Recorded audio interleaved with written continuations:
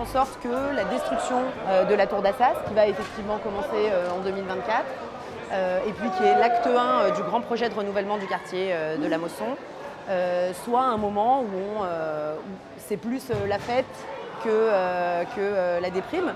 Et puis un moment où on parle de la mémoire, de la tour, on accompagne aussi la population dans la transition, parce que ça va être un grand changement. Et donc tout ça, le faire avec les acteurs du quartier, avec les enfants, avec les parents, avec tous les gens qui ont envie et besoin de parler de ça pour travailler cette transition.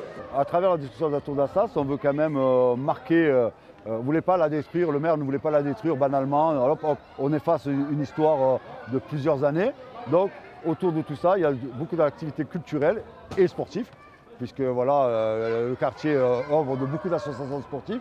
Et le but aussi, c'était d'associer les associations sportives du quartier à faire venir découvrir leur discipline aux enfants. Et quand on les entend chanter et crier, je pense qu'on est dans le bon chemin.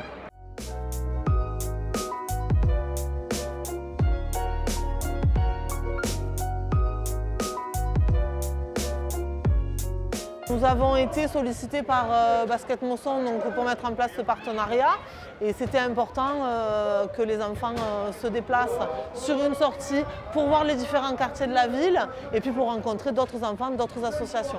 Ça a été une occasion de découvrir d'autres sports, même si en interne nous leur faisons déjà découvrir beaucoup de sports, mais on n'avait pas eu l'occasion de leur montrer le Panafoot, donc ils ont participé au Panafoot et puis ils ont fait du basket avec Basket Mosson, un peu plus poussé, du foot avec GFEN, donc voilà, il y avait aussi le côté sympa et ludique.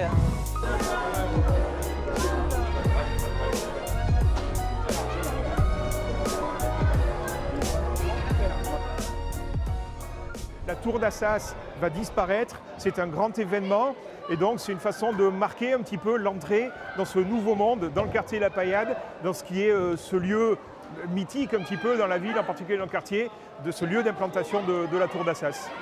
La population de ce quartier, elle est extrêmement jeune, voilà. Et on sait que les enfants, c'est surtout eux qui pourront bénéficier de ce mieux-être dans le quartier quand il aura été transformé. Et je pense qu'il faut vraiment être complètement à leur écoute pour bien sentir comment on doit le transformer, ce quartier. Bien sûr, tout le monde a plein d'idées, mais la population essentielle pour laquelle cette transformation doit avoir lieu, c'est ces enfants-là qu'on a autour de nous.